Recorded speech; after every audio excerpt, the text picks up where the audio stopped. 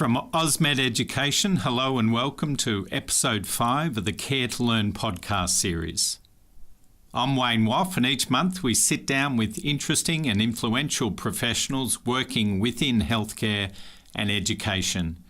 In this episode, we'll be talking to Dr. Jared Cooney-Horvath, an expert in the field of educational neuroscience and lecturer at the University of Melbourne. Jared is passionate about teaching, and he truly believes that educators are the biggest influencers in the world. In today's episode, we'll discuss the incredible importance of purposefully engaging with our mistakes to facilitate learning and how educators can optimise the translation of knowledge to practice. Jared also will speak with us about the future of education and share his top tips for engaging reluctant learners. So let's get into it.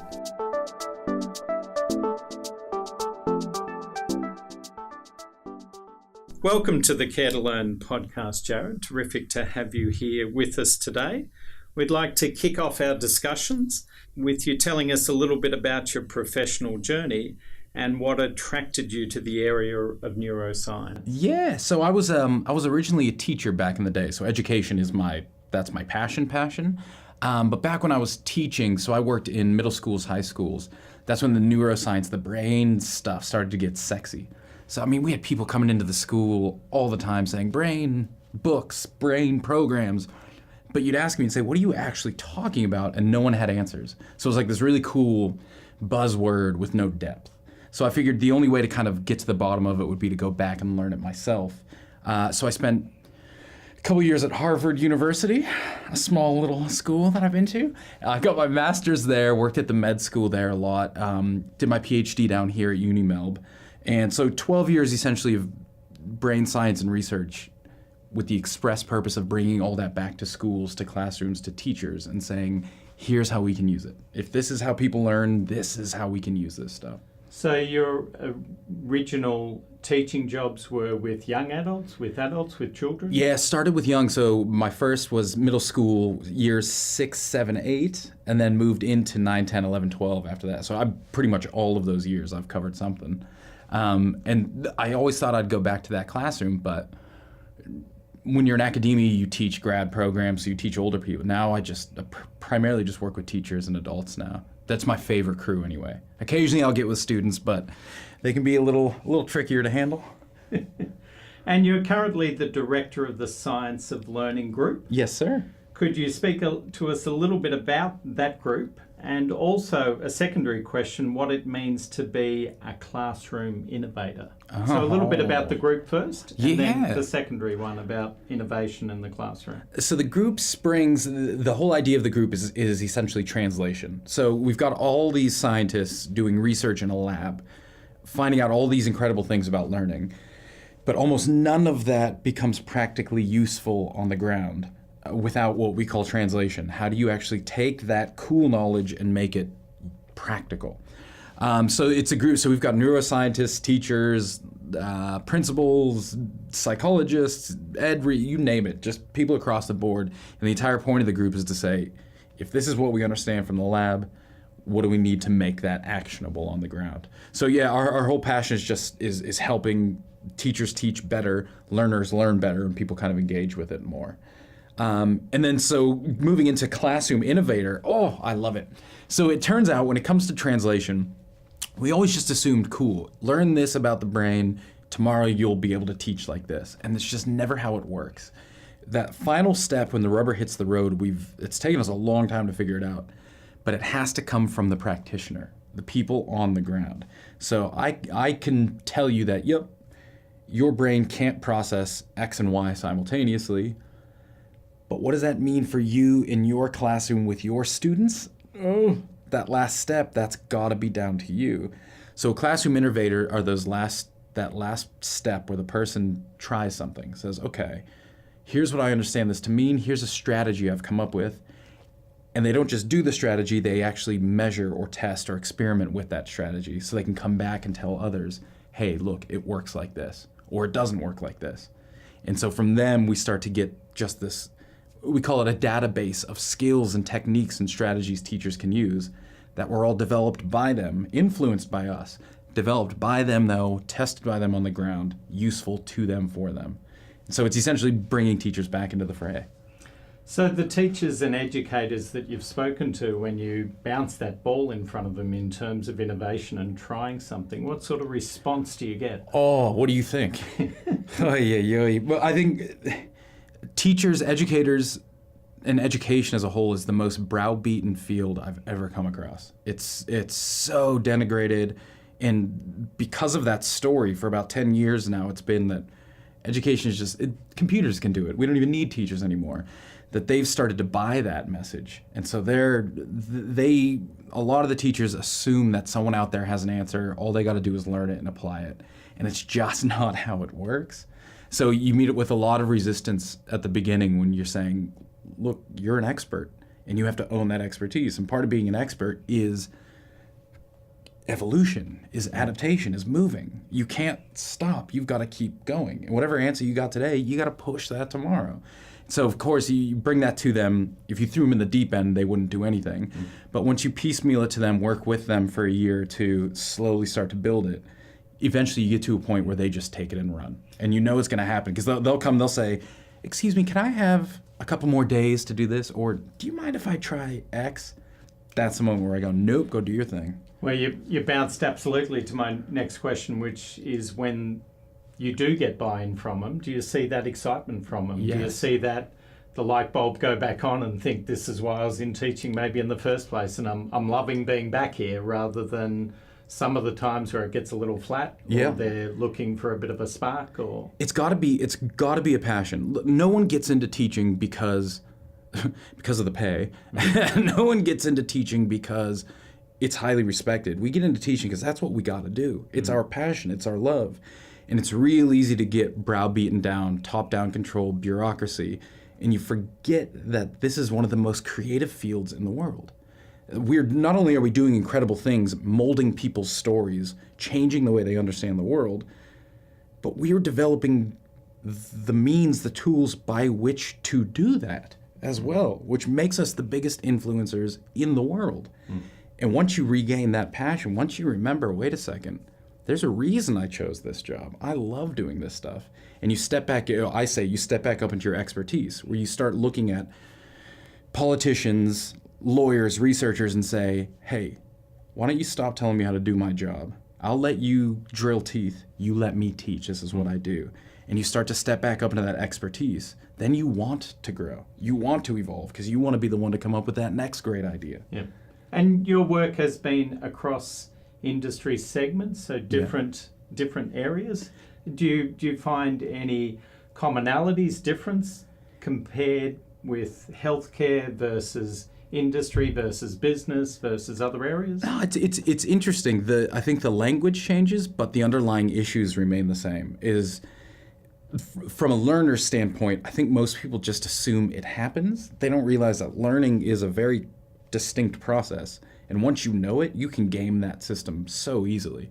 It could take you a week to learn something that normally would take you a month, purely because you understand what it is you're doing.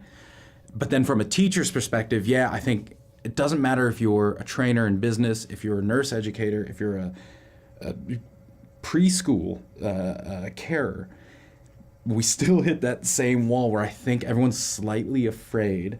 They assume that there must be a right way to do it, and they spend most of their time looking for answers outside of their profession rather than stepping into and saying, cool, what am I going to do today? Yeah.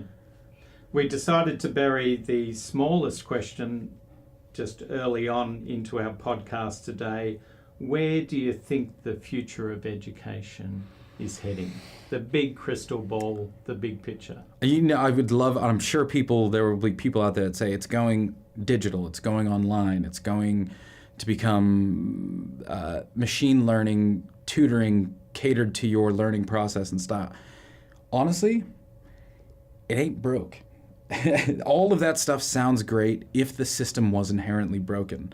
And I think there's a question, so there's this thing called EDGE, and they always ask a provocative question every year of big thinkers. And the question last year is, what's your dangerous idea? And I was thinking, my dangerous idea is, what if education isn't broken? What if we just like to speak as though it is? But the reason why it hasn't really changed dramatically for the last 200 years isn't because we're lazy, it's because it works. So the future of education, as much as I love all the new tools and technologies and ideas, is I think it's going to essentially stay the same. It's a relationship, a connection between at least two people exchanging ideas. And that relationship, although it's one of safety and comfort, evolves from one where someone is influencing and inspiring the other into one of collaboration. So I've got some info or some ideas, some skills you don't. Together we learn, and eventually now we're equals. Yeah. And I don't see how that ever goes away. Do it on a computer, do it live. It's the same process. Absolutely. Your next book, Stop Talking, Start Influencing, I love the title, due to be published early next year, talks about 12 scientific principles of how people learn and teaches readers how to effectively impart their knowledge to others. Could you talk a little about a few of those principles that you think would be most relevant to our audience as educators in healthcare? Yeah. So I think there's, and it was, you'd like it, but the original title was Stop Talking, Start Teaching. But the publishers thought that was going to turn a lot of people off. So Stop Talking, Start Influencing, we'll go with it. But so what I tried to do with this was, without going too deep into the big learning trajectory, because that can get heavy fast, is see what kind of nuggets I can pull out that people can run with. Yeah. So there's some really practical things. For instance, probably my favorite is people can't read words while listening to somebody speak simultaneously. So highly practical. If you've got a PowerPoint slide with words and you've got a class trying to listen to you while read the slide, they can't do it. And when they try to, of course they're going to try and jump back and forth. They end up losing information from both of you. Would have been better if they didn't even show up and you just printed out the slides and handed it to them. So we've got these kind of nuggety practical ones, but I think some of my more favorite ones are the larger thematic ones. So for instance, we've got errors. I think errors are especially I'll say across the board. People are afraid of making mistakes and failing and screwing up. And so they think most of learning is trying to insulate against that. And it's not. Most of learning is to try and find every error you can and then engage with it. So we've got this process that happens in the brain. We call it bottom-up versus top-down coding. Bottom-up, you're just living in a prediction. And that's where most people live. It's how we survive. So when I read words, I don't really have to read them. I can just predict them because I have that skill on lockdown. It's fine. Top-down is when you actively have to access your coder and start reprogramming your brain, essentially. So we can call it learning. Many ways to access that kind of top-down. The easiest way is through making a mistake. If you have a prediction of how something should be, it doesn't. You don't have a choice. You have to access your coder, and you have to start rewriting. Now, at that moment, it feels weird, and unfortunately, the way biology plays out is, love it or hate it, you kick into that gear, but then you get to choose whether or not to stay with it. So choose to stay with it, you will physically start changing your programs, changing your brain, changing your skills and knowledge. Choose to ignore it, 3 days later you'll forget you ever made that mistake and you will make it again because it's now gone. So I think my favorite one is that concept of, if we know most people are living a prediction, half the point of education is to break that prediction, is to get them to screw up and learn to love that feeling, because that's where all growth and innovation happens. I also think, can I share another one? Yeah. I also think another one with nurse educators especially is, we think in stories. So from a pure learning standpoint, nothing goes into the brain clean. There is no such thing as just a standalone fact. So the quote I like is from Steven Pinker. He said, "A fact that sits alone in the brain is like a web page without a link. It might as well not exist."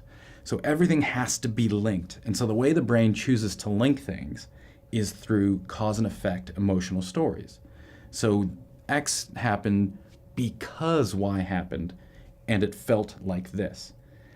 Whether that's true or not, that's just how the brain starts to link things. So if we know we think in stories from a learning standpoint, how do we find the stories behind these otherwise potentially dry, if it's just lists of symptoms, if it's just lists of treatments, if it's a process that we have to follow? How do you find the cause and effect emotional story behind it that'll help people stick with and kind of glom onto that? But beyond the pure learning, then, we also find that stories, the stories we tell ourselves about who we are, how the world works, how patients should react, those stories we make sense of the world with, literally then dictate what we see, smell, hear, feel. We've got this little, we call him the coder, but a guy who sits in the brain and, according to the stories we tell, can send signals back, change how we perceive everything so that we experience the story. So if you think someone should be scary, good news, they're going to be scary to you. Not because they are, but because your story says they should be. Coder changes your brain, and that's what you get. If you think you should be good at something, congratulations, coder changes it, and you can access it. You think you should suck at something, congratulations, coder will change, and you won't be able to access it. So those bigger stories of who we are, why we are, drive everything we see and experience after that. So from a nursing educator's point of view, the power of a case study, the power of real life situations can be hugely beneficial from what you're saying there. And people just assume, oh, those are cute hooks to get people excited. No, that's the foundation around which they will understand and remember and apply everything else. You get the right story, all of a sudden you're going to see tremendous growth. You try and skip a story, you're going to see a lot of struggle and a lot of people just not engage with things. A question a little bit from left field. My colleague Georgia and I went to a recent event on simulation and the use of simulation in healthcare education. Any particular thoughts there? Oh, I love it. So they just built over at Unimail a haptic feedback machine for a dentist. So we got to play with it. It's all VR, and you put. Love it, love it, love it, love it, love it when used correctly. Hate it when used incorrectly. I was waiting for the button. So we take in learning. Learning, the basic trajectory of learning goes from, we say, surface to deep to transfer. Surface, I need to know the facts. If I don't have, and this is what I love, a lot of people say, well, if I got Google, do I need to know the facts? Bad news, yep. If the fact isn't embedded in your brain, you can't use it. Ergo, you can't go deep. So gotta start with knowledge. What am I doing? What is this procedure? What the hell's going on? From there, you can start to move deep. This is where you personalize. Deep learning is the hard stuff. It's the fun stuff, but it's the hard stuff, and that's where VR comes in big. Okay, you put that VR at the beginning before they know what they're doing, useless. It's like having a kid a med student perform an autopsy before they've learned basic biology. It's fun, but nothing's gonna come out of it, and chances are what they learn is gonna be wrong. So you have to unteach them after that. So bring it in, once they know the facts, they move into that deep, VR becomes incredibly important. But then you've got that last level, which is transfer, is cool. How do I take my knowledge from here and apply it somewhere else? And that's not trivial and it's not easy. So the downfall now, the other side of VR is if you do really well there, you still need to work at then applying that skill without VR, without the headset, with real tools, with real people. And it's not a straight shot. Ace it in VR, you're still gonna suck the first time you try it by hand. And it's not because you don't understand it, it's because that transfer is a little sticky.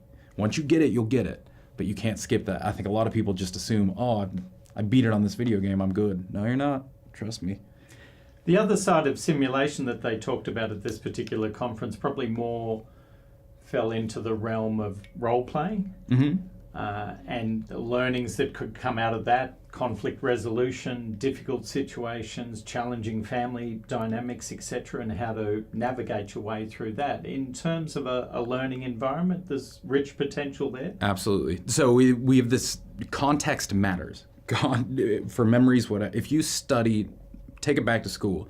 Let's say you're studying a textbook and you study it while you're in bed, eating crackers, listening to, you got your dog curled up next to you, great. You'll lay down all those memories, but if you then have to go take a test in a quiet room at a hard desk with a ticking clock and silence around you, it's gonna be a lot harder for you to access those memories, simply because you didn't study that way. So if you know where you're gonna have to access a skill, you'd best be practicing in that way. So this is why the military, when they train, they don't sit and talk. They get out in the field, they shoot ammo, it's high stress because they know they're gonna need to apply that in a high stress environment. So it's great to, especially at the surface level, to just talk through concepts of conflict management, to talk through patient care. But once you want to go deep, if you can, the more you can act it out, the more you can mimic the real thing, the easier it's going to be for you to apply those skills once it happens in real life, and you won't be stuck. And one thing before we move on to our final couple of sections is just to come back to the issue in teaching and learning of errors. Yeah. Just to explore that a little bit further.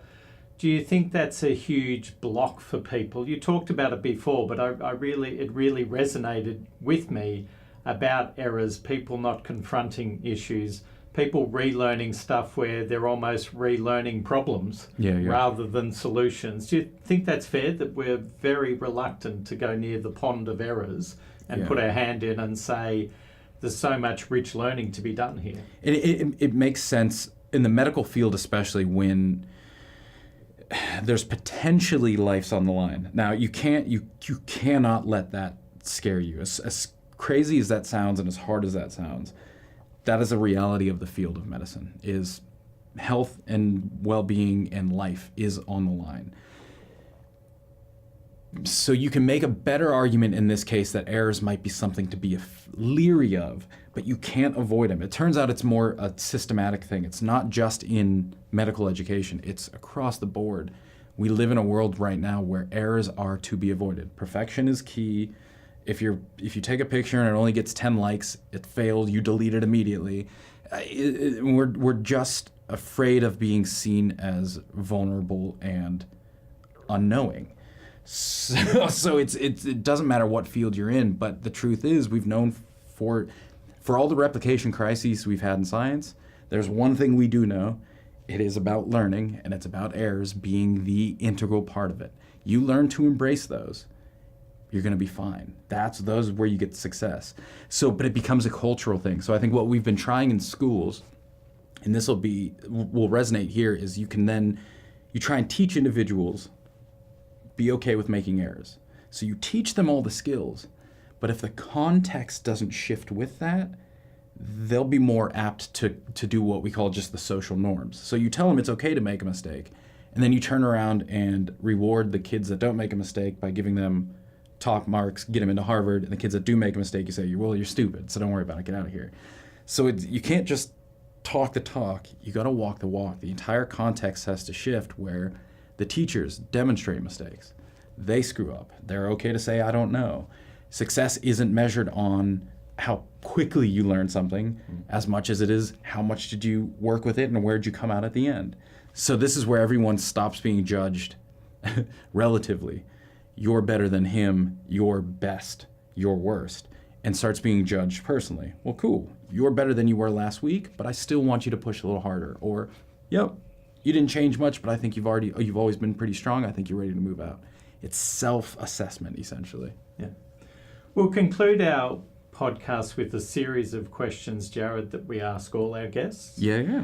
And one of the most popular, I'm sure, amongst our audience is the next one that asks you to comment on what are your top strategies for engaging reluctant learners. Not that we've ever met any of them. No, they don't exist. None of us. They don't exist. But if they did, your comments would be? Step one, agency. Well, okay, no, let me rephrase that. Step one, purpose. Most people disengage because they forget what the heck they're doing there, or they just never sat down to think of it. A disengaged sixth grader is disengaged because he or she doesn't know what they want to do with themselves. Typically, a doctor or a nurse or a medical student is disengaged because they're bored. They've forgotten what it is that they're passionate about. So step one, find your aspiration, find your passion again. Which then brings, step two, then we say agency is if I have a passion, if I have an aspiration, I need to know that I'm okay to tackle it. If I'm constrained on all sides by you have to do X, you're not allowed to do Y, all the aspirations in the world go nowhere. So something to do, feel like I have the power to do it. And then a sense of influence as well. So when I do something, it impacts the people around me. If I come up with a new treatment technique, other people can learn from it and use it. So it's not that I live my 40 years, get really good in my own self, and then retire, and then I'm out. And all that knowledge goes with me. It's I'm really good for 40 years, I retire, and everyone is now a step higher because they've learned from me. So help them find their purpose, help give them a sense of agency, and help them see that they're having an impact on the people around them, then they start to step back up. And just a follow-up question, picking up on something you said there, do you think it's highly influential if learners feel they're going back to an environment where their learning won't be supported, won't be embraced, won't be celebrated? Do you think that makes people more reluctant to learn? Absolutely. I got to take this back to the ward, to the unit. Anytime I've come back previously, there's been but that was in the classroom, etc., etc. So that folds back on itself and makes them reluctant. And do you think that's... You can almost see it from the people who go to, say, learning sessions, is they're the ones who are begrudgingly there because and they'll ask that question. They'll be like, "Yeah, I'll never be able to get this across my board." And that all springs from the environment that we build for them. And that doesn't, if you think about it, that has nothing to do with how human beings learn. That's foundational thinking. It doesn't tell you what to do to help people grow, but it says, I do know they won't grow at all if they don't have a place to grow in. Yeah.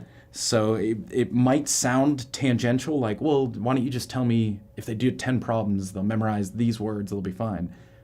Cool, those strategies are there, but this is that soil that we're trying to, all of that is meaningless if they don't have a place to grow. Yeah. So the total context of learning, the very broad lens view is enormously important, isn't it? Not just the learning moment for 10 minutes, for 1 hour, for one day, but their broader context of work, of personality, of colleagues. Bingo. The whole mix. What is your situation? What's your identity? What's your purpose? What's the story of your unit? What is your group identity? Yeah. That influences everything.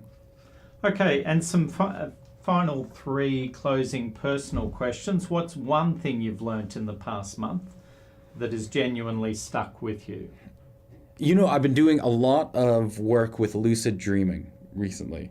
And so I think this concept of emergence, that you can be awake even though your brain is asleep, it's tripping me up. It's leading me to question a lot of the things that I understand. And so that's, whether for good or bad, absolutely, that is sticking with me. The fact that you can wake up in a dream and your brain doesn't show the signs that you're awake, but you can say, no, I'm conscious. That asks a lot of questions. You've now taken our audience to exactly that place and they're asking the same questions. What's your favourite personal learning tip? For me, it's recall. It sucks. You don't want to do it, but look, the reason you remember your favorite TV show, even though you've only watched it once, is because you've recalled it a ton of times. You talk about it with friends, you blog about it, you paint a picture about it, you argue about it.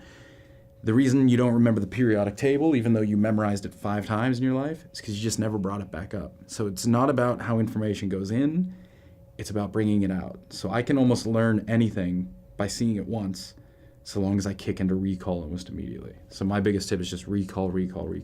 And that also goes back to our earlier conversation about the context, the learning moment, and what comes afterwards, and how it's shared, how it's spoken about. Boom. If you go to a class or a session or a conference, and you go home and you don't touch your notes for 3 days, or you don't, it's gone. It's gone. And you can reread your notes, but it's not going to get any deeper or better. You got to do something with it. And I'll tell my students, look, when you're in one of my classes, do not take notes, because I'll give you notes. Don't worry about those. For the hour we're together, I want you here, I want you with me, and in the last 5 minutes, I want you to write down what you remember from those. So immediately we're going into recall. I'm not telling you what to write down. You're writing down what's resonating. Do that again tomorrow morning when you wake up. And whatever 2 or 3 ideas you've got down tomorrow morning and after the class, that's what you need to know. That's the stuff that's saying, give me some attention. And the final insult potentially for the learner who has got notes, hasn't looked at them, but then maybe goes back to their colleagues on a ward and wants to celebrate what they've learnt, and there's blank faces, there's pushback, etc. That certainly doesn't help. It's hard to recall if you got no one to bounce those ideas off of. You can do it yourself, but how much easier and nicer is if a conversation I start gets bounced back to me and then actually starts to resonate. Well, just the affirmation in that space is enormous. Yeah. And finally, what's the best advice you've ever received about continuous or lifelong ongoing learning? You know, having a big debate about this. So you know how the big move now is 21st century skills. We want to teach you to be creative, collaborative, curious, I forget all the others, a bunch of C words, cool. And of all of those, the big joke is none of those are transferable. So you're really creative. Rembrandt, put a paintbrush in his hand, creative as heck. Put a basketball in his hand, not creative, because that wasn't just a general skill. It's a skill tied to a field.